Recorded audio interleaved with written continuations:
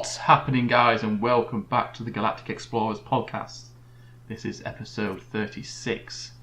As always, I am joined by my partner in crime, which is Jeff. How are you doing, sir? Not bad, how are you? I am very well, thank you very much. I'm feeling a little bit sprightlier with it being in the middle of the day for me. So yes, it hasn't been a busy week, it hasn't been a quiet week really for No Man's Sky news. Just a heads up, we have got quite a lot of stuff going on in this episode. I think it's more leaning towards not No Man's Sky related stuff, but that will be always after all the No Man's Sky news. So let's get right into this. Waking Titan has kind of, it's not on the back burner, but it's compared to the last 2 weeks, it's been fairly quiet, hasn't it, Jeff?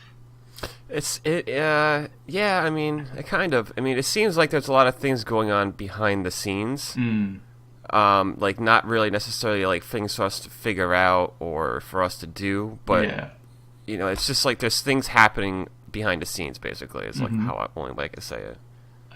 When did we last record? Was it the Monday we recorded last time? Wasn't it 28th? It was either Sunday or Monday. Yeah, it was Monday. Yeah. So if we get into what happened after that, then the Monday was the 28th. Then the 31st of May, just before midnight in Europe. User Atlas Loop 16 made a post on the No Man's Sky subreddit titled Loop 16 Sequential 25.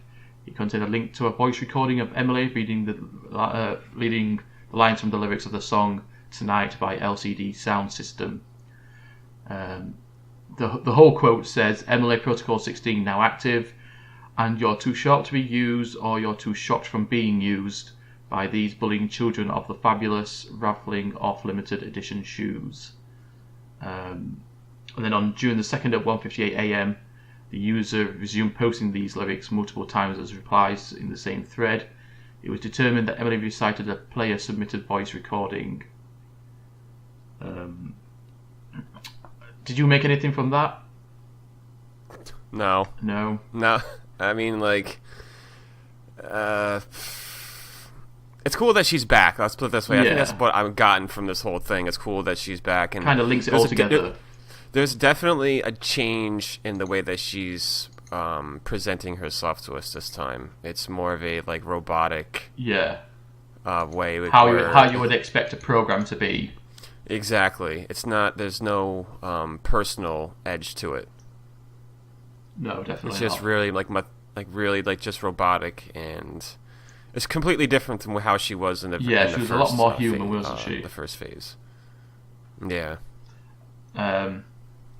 Right, and then on June the 1st, the uplink.satcom70.com website updated, now requiring an access code for calibration and playing a video/audio clip of ominous noises that seemingly change based on the satellite's vicinity to the user. A new file appeared at hourly intervals, 16 minutes past every hour, for obvious reasons. The following clips have been found so far. I'll leave a link, as always, to the Game Detectives Waking Titan website, so you can listen to them and view them yourselves. And then on June the 2nd, at around 3 minutes past 3, a new email from the Old Gods, signed by Major Sophie Dubois, was received, giving an update on their investigation into the Ware incident. They also linked to a new form ID 7615B, a psychological profile test, and announced that 16 participants will be rewarded with a new limited edition Atlas Pass.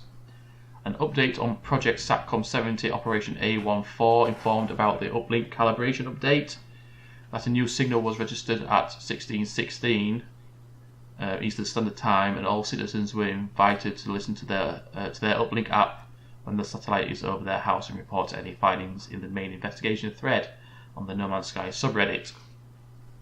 The email also provided an update on Emily with a link to her recent thread on Reddit and an image displaying Ware research labs across the world. And then this update says, with the help of the Citizen Scientist Division, we now have a direct contact with Emily.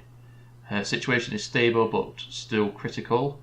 Unfortunately, it seems that one of Ware's Tech's research labs is continuing to upload the corrupted data to the satellite. This bad data may be causing further damage to the network and to Emily. We need to analyse her recent interactions to figure out if she was able to make predictions that could help to identify and isolate the source of the broadcast. Please find below a list of Ware research labs and their approximate locations. I will need a full report on how the issue was diagnosed and the name of the responsible location. But before we can proceed, Loop 16 appears to be currently active on Reddit, so you can upload this report into her existing thread. I know this is a large task, but I'm confident in your abilities. And then there's a picture of the laboratory listings. So Boston, and I'm guessing the name is the person who runs the lab. So Boston, which is Richard Wilkes; Sacramento, Helga Johnson; Seoul, which is Yu Hyo; Beijing, which is Wang Ji; Prague, Adriana Dvorak; and Berlin, which is George Muller. So Boston, that's right in my backyard. Yeah, it is. With that Boston accent, the famous Boston accent. Ted, gotta love Ted. So whenever I think Boston accent, I automatically go to Ted. That's my go-to thing. So yeah, I mean, there's kind of a lot to unpack there, but it's more information rather than anything actually. Let me ask you a question. Have you filled out the email, the questionnaire? I tried filling it out, and then I got to the first question, and then I completely forgot what my ID thing was. Oh, for your Atlas Pass? Yeah, I completely forgot what it is, and I tried looking in my emails, and I don't think I've got the email anymore. No. Which makes me cry. I want to cry. I mean, you can still like fill it in afterwards, but I was like looking through it, and I was thinking, is this another one of those random forms? You know, like the first one we filled in, or is it like specific correct answers? Because it was like, have you been having such and such streams lately and stuff? So I need to. I know there's some like really weird questions. Like one of them was, have you ever tried on one of the headsets? Yeah, exactly. And I was like, have I missed something? What yeah, exactly. Like, did I miss something here? Or so I haven't. I got up to that. I think I got up to the last question. I think I got up to that question or the one afterwards, and I thought, no, I'm going to leave this. I'm going to see if there's anything online about it, and then fill it in. But I haven't gotten around to doing it quite yet. I'll have to do it after we finish here. But yeah, that's pretty much everything that's happened so far on Waking Titan. Like I said, it's not like a lot of things going on, but it's just more information. It's setting up for the next activity, really, isn't it? Well, there is one question that occurred Go on. No, I was just going to send a little plea to either Hello Games or Allison Smith. I never ever got my Atlas V4 pass, so I would absolutely love to have one of these special edition Atlas passes. I mean, you know, there was only 10,000 that were made anyway. God. Well, they all didn't even get sent out. That's the thing. Oh, they're not actually being sent out, all of them. See, they have a like a tracker sheet, like a Google spreadsheet or whatever. Mm-hmm. And the ones that have been submitted, it only goes up to like a certain number. Like they stop at like somewhere's like at 6,000 or 7,000 or something. So like there's still a chunk that haven't been sent out yet. Just under half. Yeah, pretty much just over half. I mean, probably closer to 2/3, but whatever. I don't know if they're waiting for like the Xbox release so they can send some out to like Xbox players or something, or I don't know.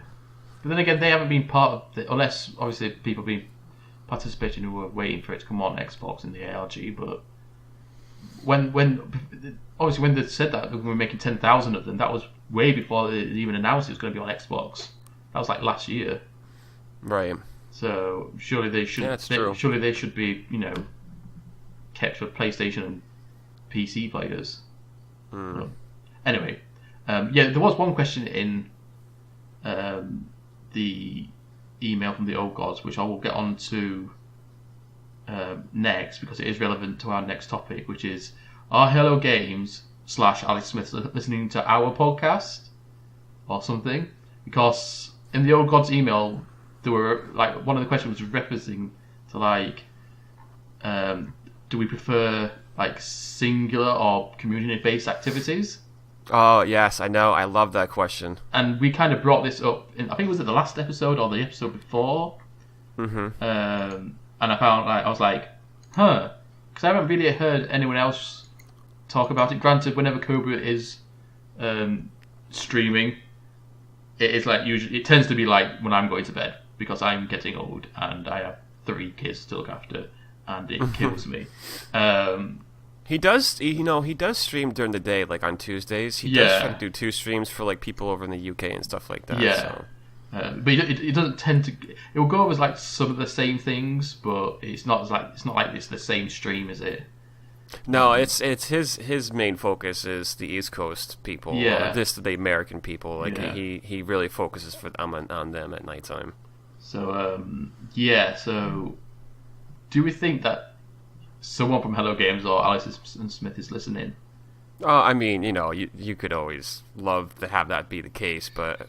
Don't you? You're feeding my ego there. Sure, we can go along and play with that. I mean, like, someone's can't imagine listening to Cobra at least. I can't imagine like we're the only ones that feel this way. I mean, because if you take a look at this phase and then the last phase that we went through, it's completely night and day. Like this one is like this new one is like definitely more like individual as far as like a limited amount of people can participate, whereas the other one, the whole community as a whole could participate. I'm not going to try to say it. Yes, there you go. Hey, it's 9:30 in the morning here. Give me a break. Okay, I'll let you off. Yeah, I mean, I'd like to think that someone's listening. I mean, we have been having a bit of a bum. We are now up to 23 subscribers. And we did get woo, Coin Cobra. And we had 51 views on the last video so far. So but it's kind of a bit weird, like to say that we talked about this kind of stuff, like the timing issues and whether or not recently the ARG has been a bit singular and people have felt a little bit disconnected from the whole thing. And then obviously in this recent email and questionnaire it asks about whether we prefer singular or community events. I can tell you this and right live now. streams it also mentions live streams as well, doesn't it? I mean, like, I can tell you this right now, personally, like, I feel a lot more disconnected with this ARG than I did the first one. Because, it's cool to see, like, 5 or 10 people enjoying it, but, I mean... There's rest of us. You only want to be a passenger... Yeah, like, you only want to be a passenger for just so long, and it just feels like I've been in the passenger seat from the get-go on this phase, and it's just like, okay, whatever, Like, yeah. You basically keep catching up on... on Twitter or something. Yeah, I mean, it's I don't know. I mean, of course I have to follow it just because, I got to find something, to think about and talk about for this or whatever. But, I mean, dude, honestly, if, I wasn't doing that, then I probably wouldn't even be paying attention to it. I'd just be seeing when the update's going to come out and just wait for it, Yeah. It's kind of, I don't know. I mean, it's not boring, but, I mean, it's just... You're not doing anything, you're just reading. Yeah, exactly. Like, I don't know. You know how excited I got, like, when we got those, the wheels? Yeah. We had to find a way to make the wheel. And people taking pictures. Yeah, and then, like, the whole thing with, the infinity mirror. Yeah. Like, dude, I was literally, like, it was like arts and crafts in my house, dude. I was trying to set up the mirror and, like, make the Atlas symbol and stuff like that. Like, that was so cool, man. Like, there's been nothing like that in this phase. Yeah. And it's really sad, Like, I wish...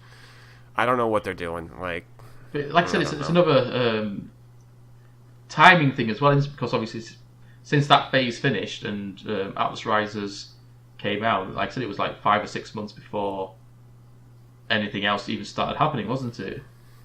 Yeah. And with that in regards, it feels like they literally made... Obviously, there was some planning into each of these phases, but it seems like they're almost doing it like a week or two beforehand, rather than they spent the first whole year setting this ARG up, and then it would have been so much better if it was more the timing. Yeah, sure, we'll have a little bit of time off after each update, but 5 or 6 months, it's a bit, like I said, it disconnects you from what happened originally. So yeah, it's just, I don't know. Maybe it will change like when it gets closer. I mean, we're running out of time. I mean, we're in June now. Come out. Yeah, we're in June now. The update's coming out next month, which is awesome. But I mean, they're missing their chances to make it more interactive for the community. Sure, well, that's what I mean. It feels like they're doing it a week. They're planning a week beforehand, and that's it. A lot of people think that this whole satellite thing is leading up to the date of the Microsoft press conference or E3 announcement or something like that. Well, we know when the E3 thingy is. That's what I'm saying. Like, can you believe E3 is 6 days away? I'm so excited. Starts tonight. I think, and we'll talk about it more after this. I think we should do not live coverage, because obviously for me sometimes it's like 2:00 in the morning. But I think we should do like review shows of all the the E3 press conferences. Oh yeah, I mean I'm totally down for that. So we can do, what was it, Bethesda's one on Saturday. Is Sony after that? No, Sony doesn't come. That's Monday, isn't it? I think. Yeah, it's Bethesda, and then Xbox, and then. No, it's Ubisoft. Ubisoft is before Xbox, I think. I don't see. I'm leaving out. I guess I'm just talking about the big ones. I guess like. Sorry, Ubisoft. I don't count you in the big ones.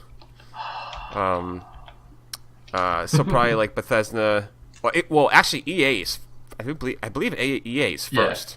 Oh yeah, they're before Bethesda, and then. Oh no, it's Microsoft before Bethesda as well. No. Yeah.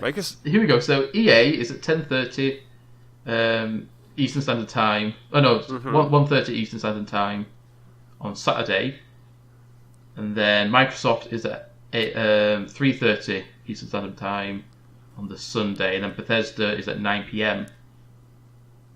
ET. Wow. And then I didn't know that. Yeah, Square Enix hasn't been decided yet.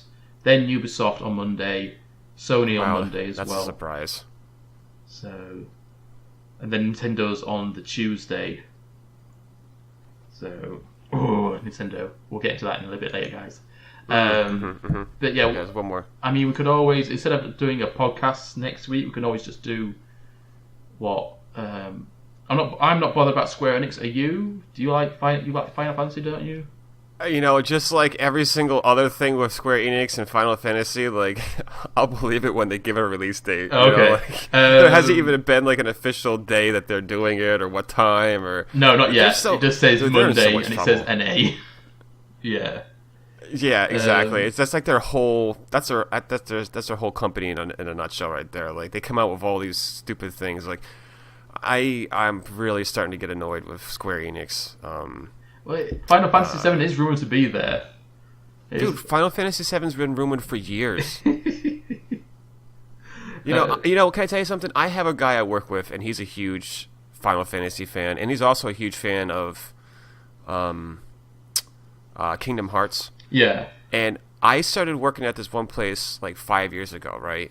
And when I started working there, he had Final Fantasy 15 pre-ordered back then 5 years ago, and he waited 5 years for that game to come out, and guess what? It was complete trash. he hates it. He's so mad at them. And the same exact thing with Kingdom Hearts. He's had Kingdom Hearts pre-ordered for years, and like he's so sour now from Square Enix because they pulled that crap with him. He's just like, yeah. I'm telling him like, yo, there's gonna be Kingdom Hearts coming up at the E3. He's like, yeah, whatever, man. I'll believe it when I see it. These people are fucking bullshit, like this and that. Like he's so sour now, over that whole thing. And so so you tell me Final Fantasy VII, I don't believe it. I won't believe it until I actually physically download it after I buy it on my PlayStation. How about that? Like I have to physically get to that point now. Like I don't even care if there's a release date for it. I won't believe it until it's physically downloading on my PlayStation. Isn't it supposed to be episodic as well? The remake. It's not like a straight up game, is it? It's like episodic, like I sure hope if that's the case, I don't even want it. Yeah. Because like that's not what Final Fantasy VII was. It was it was like an adventure game. And it was shit. 7 discs. So whatever. I mean, dude, like there's GTA. If you want to download GTA right now, it's almost 100 gigs. Oh, that sucks. So I mean, like it's not like that's more than 7 discs. Yeah. Oh, yeah, for sure. But yeah, I think what we'll do is we'll definitely do an episode for Microsoft and Bethesda because it's all on the same day, and we'll do one episode for Ubisoft and Sony because that's on the same day, and then we'll mention EA as well in the whole Microsoft Bethesda one, and then that's going to be like Battlefield, the new Battlefield, or whatever, and then Nintendo. We might just do a quick one for Nintendo because we pretty much know what's going to be there at Nintendo. They're never that. They're only usually about half an hour long. Nintendo ones, whereas like the Sony one and the Microsoft will be like an hour, maybe even longer. So, but yeah, you might get like two or three things next week, guys. So we'll see what we can do. Yeah, so let's move on to the next ones then. So, once Hello Games has stopped working on No Man's Sky and any future updates, be them free or paid updates, what do we think the future will hold for Hello Games after that? I believe that because they hinted at this before No Man's Sky came out, and I think they're going to make like an open world RPG procedural generation game or something like that. Like, but on a small, not like on a smaller scale, like just like one map or one world, but just really expand on the procedural generation. But do like I want to say Elder Scrolls, but like maybe like a mix between like Elder Scrolls and like Fable or something like that. Like some type of genre like that. I believe that's where they're going to go with this next. See, my only problem with procedural generation is I don't think it fits with RPG. I guess it depends what you class as RPG though these days. Dude, don't forget some of the some of the earlier Elder Scrolls use procedural generation. Like didn't like Oblivion or something like that use some procedural generation or something like that? Maybe for like items, like where items are placed. But like the environment, no, because obviously the environment's a set environment and things. Maybe the plants. The plant looking. I mean, you don't have to do a whole game. I mean, sure, but obviously, if you when you think of Hello Games, you'll think procedural generation, won't you? Well, let's put it this way, dude. I consider them the best company best gaming company right now as far as procedural generation is concerned. I don't know. I think they perfected it ever since they started designing No Man's Sky. And I just think that's their thing, and I think they're the staple of the gaming community now as far as procedural generation. I think they pushed. I think definitely for audio, because obviously a lot of the audio tracks as well are procedural generated and stuff in the audio for the animals and things. I think they've pushed 3D procedural generation to as far as it can go. So, like, they're at the forefront of that. I do think some of the quality of it isn't quite the same though, because some of the monsters, like the creatures and stuff on the planet, just look like, why is that thing flying? I was playing this the other day. I came across a planet, and there was literally a flying elephant with the wings the size of, I don't know, like a hamper basket.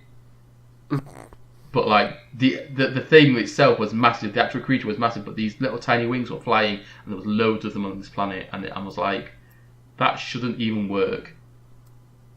And that's purely because of the procedural generation, isn't it? It's just randomly thrown bits of animals together. Yeah, I mean those things. I mean that obviously is a little bit weird, but I mean.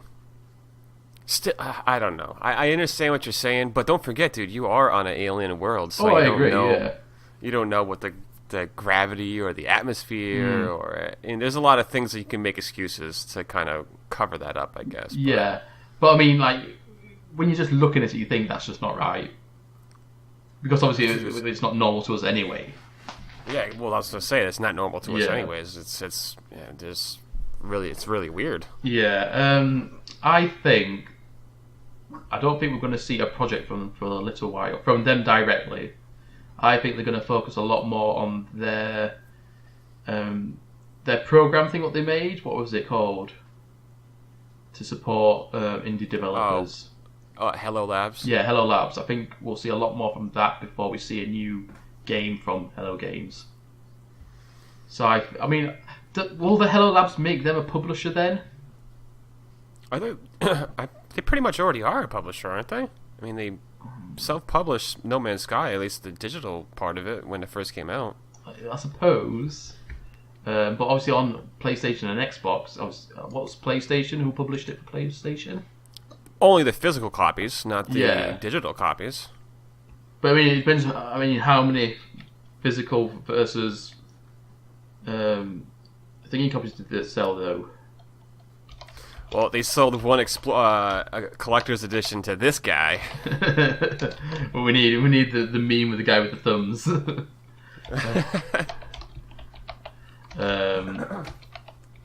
Copy sales. Let's have a look. I'm going to see if there is anything about it. Probably not, because it's such a controversial thing. No, I can't see anything. But I mean, you're not going to find that anywhere. No. But like I said, I think we'll see something from Hello Labs first before we see a new game from No Man's Sky. From Hello Games, sorry. I kind of think it kind of makes sense. Because, yeah, sure, Hello Games definitely like rebuilt their reputation after the original release of No Man's Sky with these updates. But I still think that if you hear that Hello Games are going to bring out a new game, you're still going to think, let's not get us hopes up straight away about this. Now, I think if they have take the time off, help publish an indie developer's game through Hello Labs, and then they bring out a new game, then you think, oh, this game was pretty good from Hello Labs.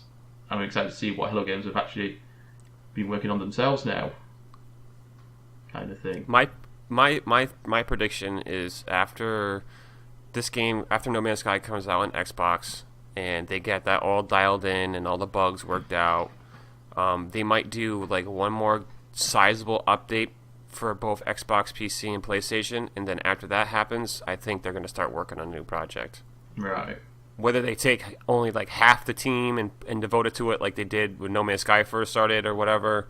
Well, they're a bigger team now anyway, aren't they? So, I mean, I'm sure they're probably still under 30 people. I have no idea. We'll have to have a look maybe into it. But yeah, like I said, I think we'll see something first from Hello Labs, because it makes sense that they actually, because obviously when you release games, when they release games through that, they're also advertising themselves as well, aren't they? And they'll obviously get a cut of whatever profit they make from selling the games as well. Mm-hmm. But yeah, I want to talk about, or at least I know that you definitely want to talk about this character who's emerged on Twitter and YouTube, who is obviously a crazy No Man's Sky fan, and he literally, I'm comparing him to No Man's Sky version of the Dark Knight's version of Batman, Joker. Sorry, Heath Ledger's Joker. Oh shit! He literally wants to watch the world burn. You can't reason with people like this. If you haven't heard about this guy is on Twitter. Is called General Lokar. I think I'm pronouncing it correctly, aren't I? General Lokar. Yeah. Yeah. His at General Lokar on Twitter. If you don't put that in, it's Dominion of Supremacy, I think. Yes. And he has, would you call it beef Yeah, I guess so. I mean, he's definitely got a problem for sure. Yeah, and he seems to be targeting this mainly, verbally anyway, at Mr. Cobra, our dear friend Cobra. I mean, if you're going to make an announcement, why not go to the pinnacle of No Man's Sky coverage?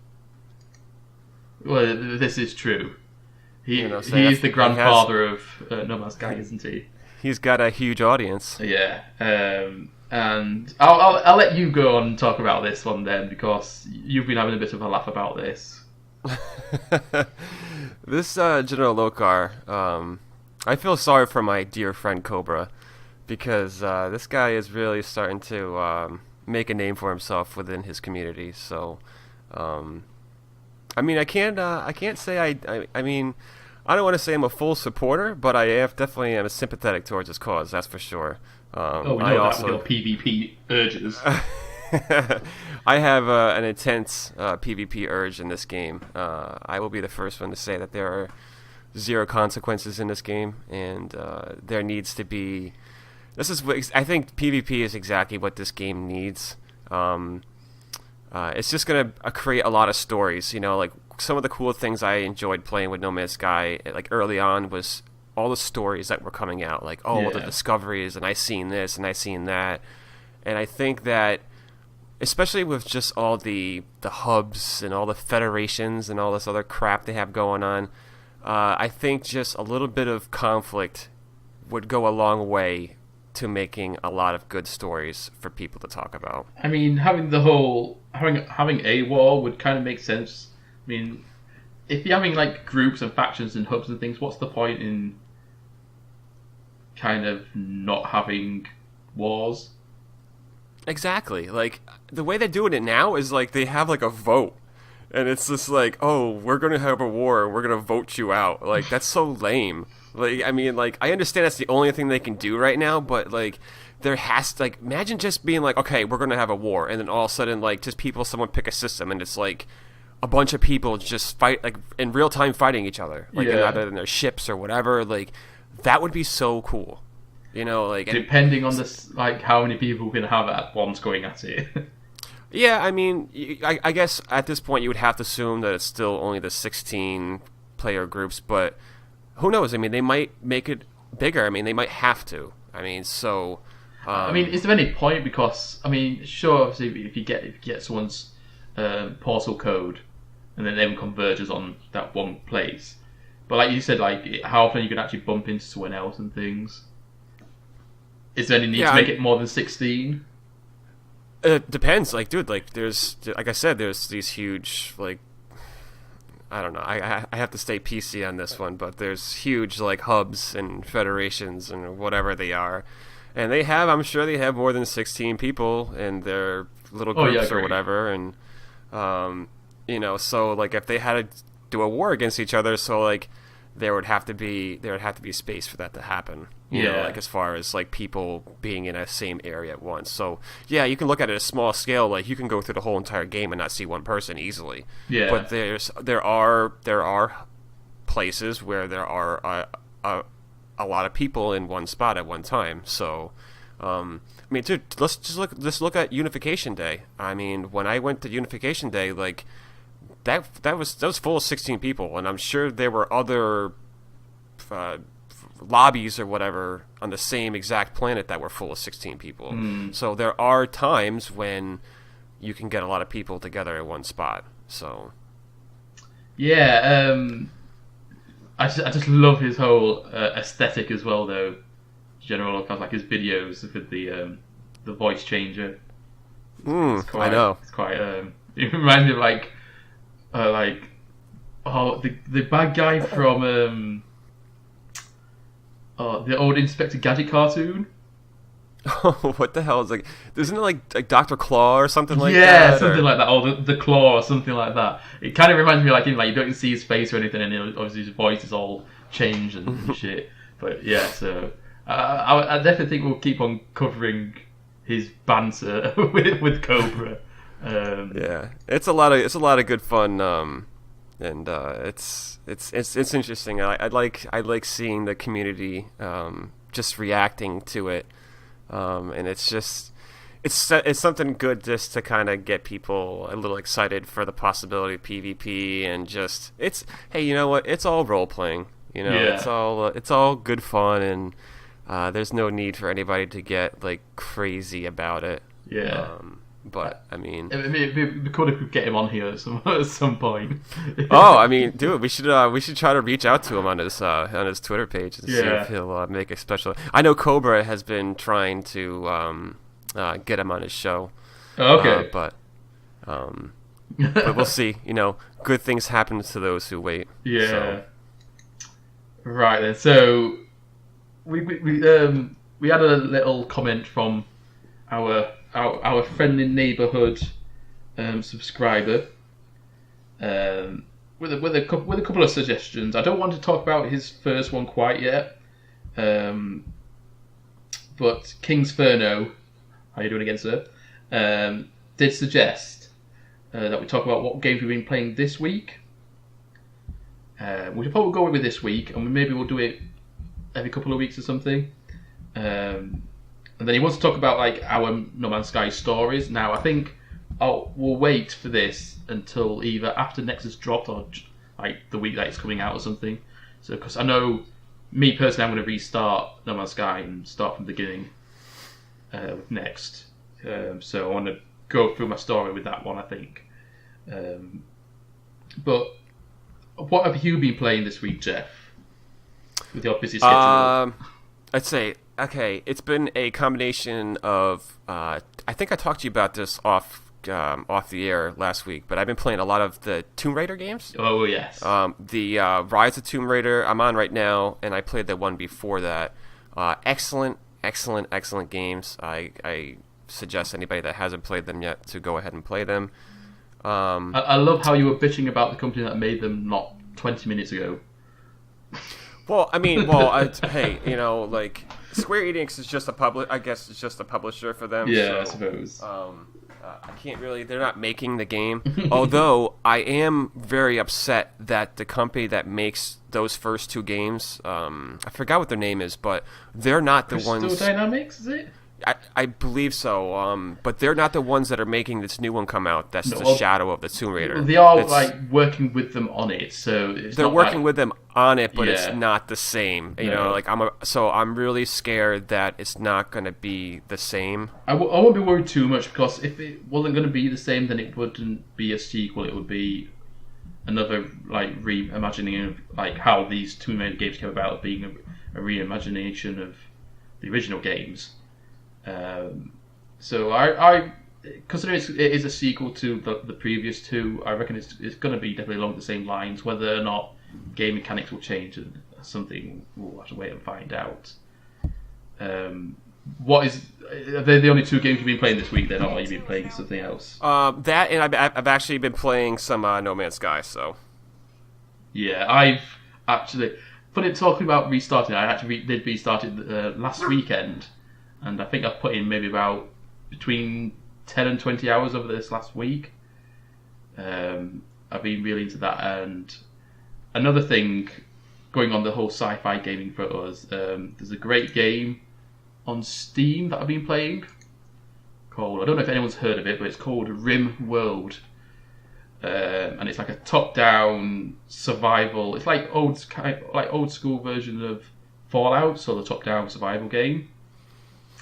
But basically you get like 3 randomly generated characters with different skills, and you've got to try and survive on this planet, build a base, grow crops, gather energy, collect energy, and then the whole planet is actually open to you. Like you have to travel to certain places to find weapon caches and things. And all these characters have got like different abilities. Like they'll have some are psychologically weaker than others. Some people won't do certain tasks and stuff, and you can edit the characters' names so you can like assign your friends the names and stuff. But it's like a really cool in-depth survival game. Like it's like a bit like a management game as well. So like It's been quite interesting. It's quite addictive to play. So I suggest you guys check it out. I don't think it's too expensive on Steam, and it definitely doesn't require like a massive gaming computer to play it. When I find the store page, there we go. I'll let you know the current price. Obviously in pounds, because I am dirty English. £23.79. So I'm guessing that's probably going to be around $30, $35, something. Yeah, that's probably. Yeah, but it's sounds about right. I definitely suggest go watching like some videos on YouTube about it. It's a little bit, like I said, it's a little bit like Fallout, and I'd say a little bit. It plays a lot more like Fallout, but looks more like Prison Architect. But yeah, it's a really cool game. And like you got like natural disasters, you got like fires, and you have like solar flares. So like your solar panels don't work, or you'll have like electromagnetic bombs go off. So like none of your electrics work and things. So like you got to build like a freezer room to keep food from going off and things. So it's quite a cool little game that. So yes, thank you Kingsferno for suggesting that topic. Now let's move on to probably not the bulk, but a lot more news from our next topics, which is all the game announcements from this week. Really, it's been a bit mental. I don't know why they seem to announce these things like the week before E3, but maybe it's to do with leaks happening and stuff left, right, and centre. But let's go on to the first one, which I'm absolutely buzzing about. Pokemon Let's Go Pikachu and Eevee have been officially announced by Nintendo and the Pokemon Company, and they are remakes of Pokemon Yellow, which I am amazed by. Only difference really is it's the normal looking Pokemon game where it's kind of like the not top down. I hate calling them top down because they're not quite top down, are they? They're kind of like at an angle to the screen. But yeah, it's how old Pokemon games look like, but updated graphics. It does look like you can't actually fight the wild Pokemon. It's basically Pokemon Go mechanics where you just throw the ball and try and catch them.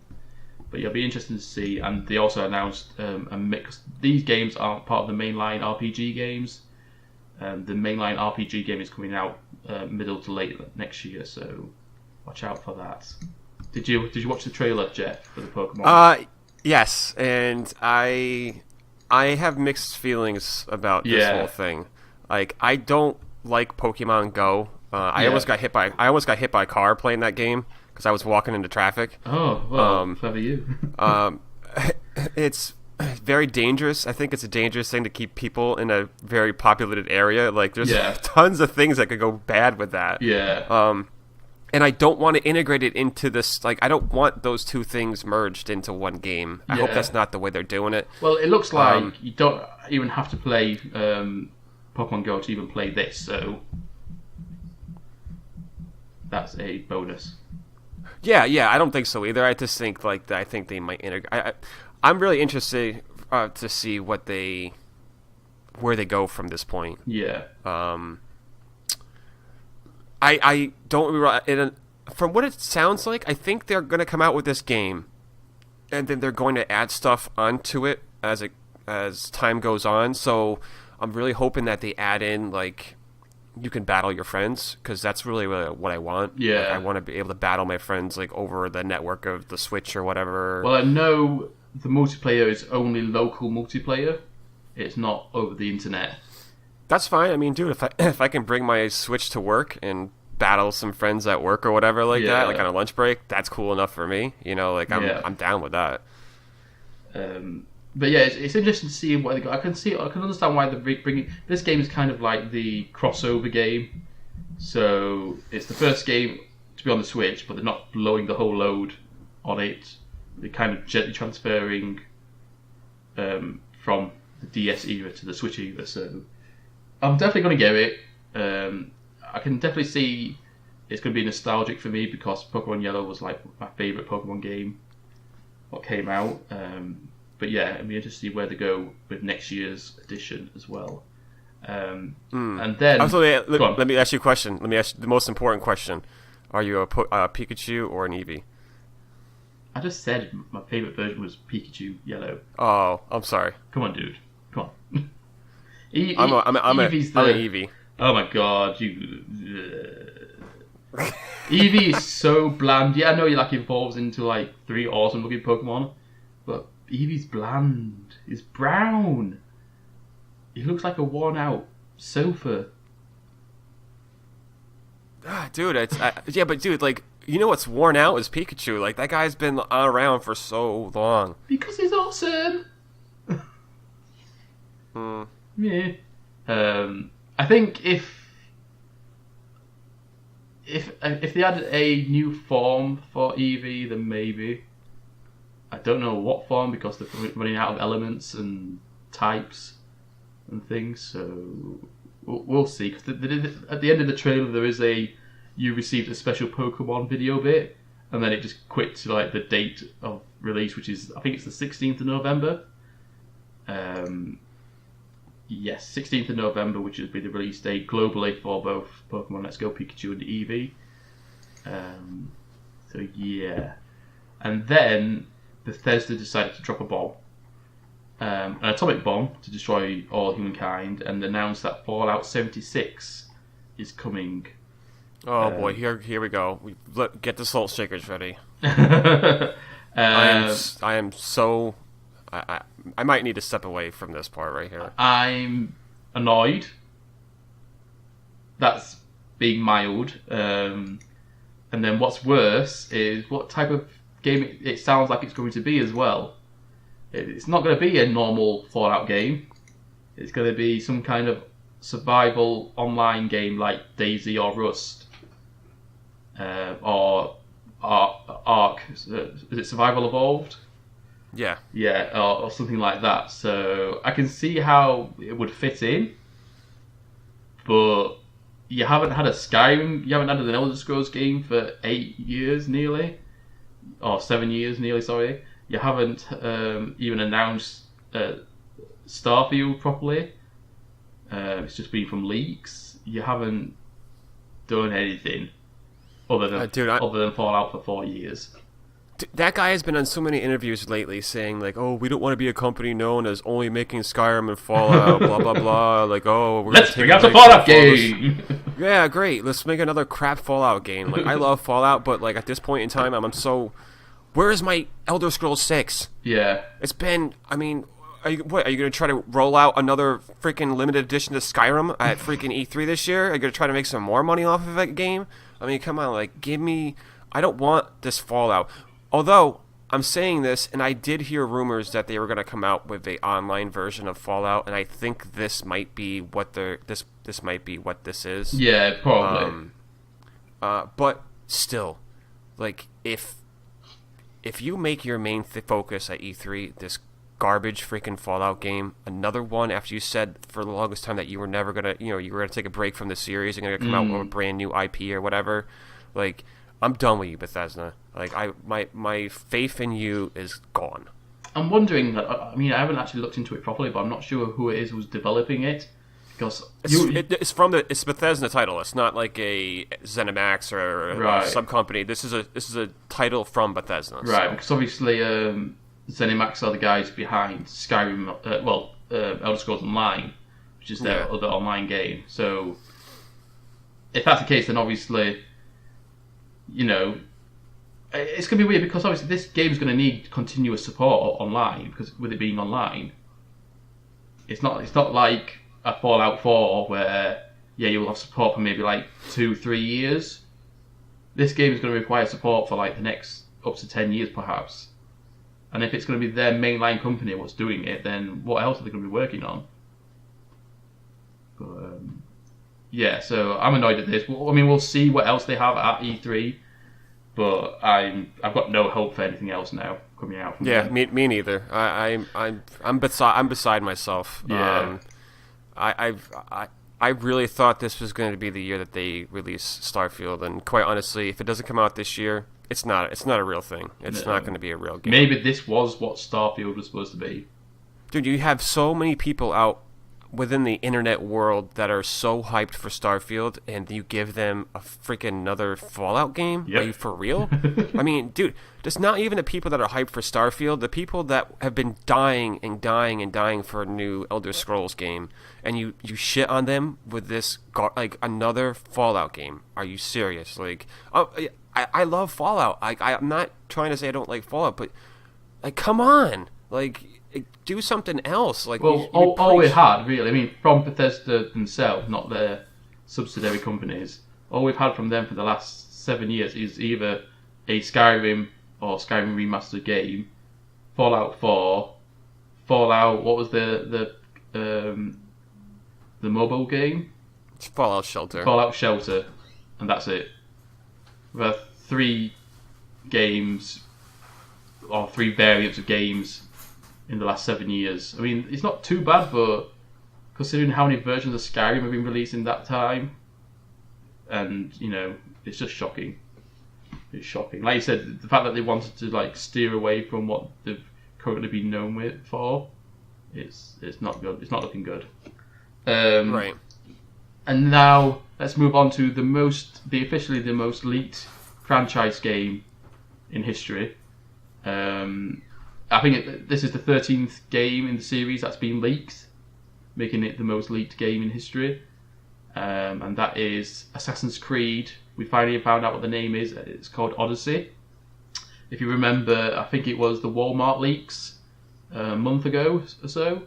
There was a listing on there for what just said Assassin's Creed, and that was it. And now it turns out it's going to be called Assassin's Creed Odyssey and set in ancient Greece, and that sets it before Assassin's Creed Origins, what's just come out. So yes, and there is like a short sneak peek trailer on Ubisoft's Assassin's Creed's Twitter account.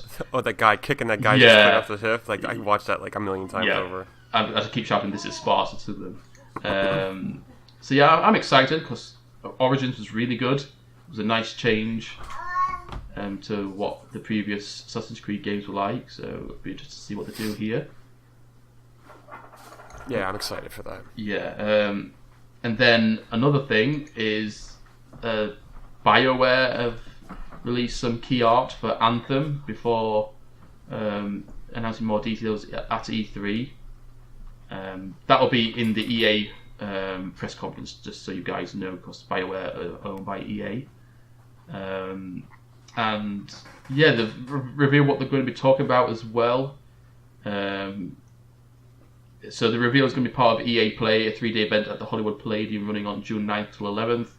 EA will unveil a brand new trailer, some more gameplay, and an in-depth look at the combat, specifically the Javelin exosuit. The devs will also be on hand to talk about the game's development and show off some concept art. We can expect to hear from BioWare General Manager Casey Hudson, Executive Producer Mark Dara, and lead writer Kathleen Roostert. So yeah, it's supposed to come out next year as well, so it'll be interesting to see what this trailer's going to look like. It was supposed to come out this year too. Did you get pushed back? Yeah. But BioWare really good. I mean, BioWare made one of my favourite games of all time, I think. I think it was BioWare. Now I'm getting confused. I'm going to have to just double check. I'll get back to you in a second, but let's move on to the next thing, which I'm not particularly happy about, but there's rumours going around that there's a Borderlands remaster on the way. The first one, which I'm not particularly happy about, mainly because we still haven't heard about Borderlands 3 yet. I think there was... Here we go. Gematsu reports on the Korean Game Rating Board has listed Borderlands Game of the Year edition for the PlayStation 4 and Xbox platforms, which is, you know... I mean, it's more intriguing because the same name title is already available on Steam as well. So yeah, I'm not going to be better happy if it is going to be true. I mean, it's backwards compatible on the Xbox One, but it's not available at all on PlayStation 4. So that kind of makes sense to bring out a one version for all of them or something, but it doesn't make sense when the game's 10, 12 years old maybe. So yeah, it's kind of a bit annoying. I'm still looking on the games developed by BioWare. Let me just double check. Yeah, Star Wars Knights of the Old Republic, that was a BioWare game. And Mass Effect. Mm-hmm. So the original Mass Effect games. Dragon Age as well. So these were some of the games that I played a lot when I was growing up as a teenager and late teens, early 20s. So, I mean, you can imagine the story's going to be really good. That's all I can say, really, for Anthem. But yeah, so... And then, last but not least, we have the E3 list of confirmed games. So, nothing on the rumoured games, again, but on confirmed games this week. So we've got, obviously, Assassin's Creed Odyssey, Fallout 76, and then the Surge 2, which I was a bit surprised by.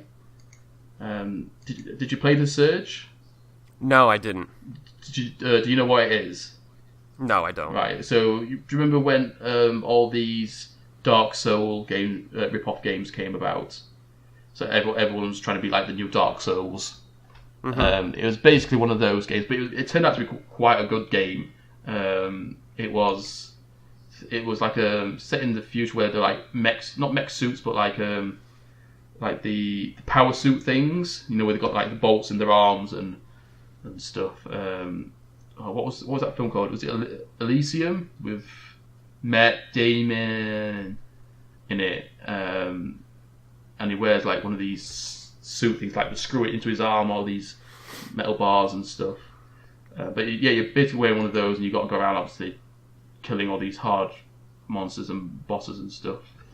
But it was quite a good game, so it'd be interesting to see what they're going to got in plan for the Surge 2. So, but yes, that's the end of the episode, guys.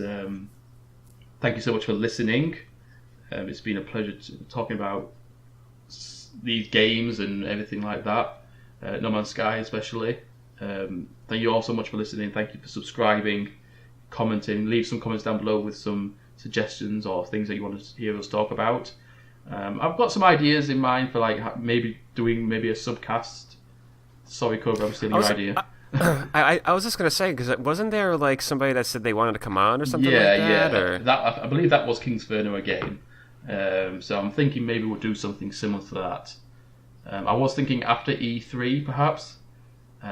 So we'll bounce some ideas about, see what we can do, because we need to figure out some kind of time schedule for it as well, because usually when we record it's like 9 PM for me and it's 4 PM for Jeff, so that means like people are only just finishing work and stuff.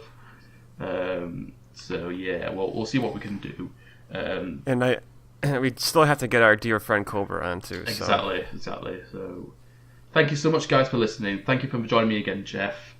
Oh, dude, it's an absolute pleasure, man. Thank you so much. And from us to you guys, we shall see you next time.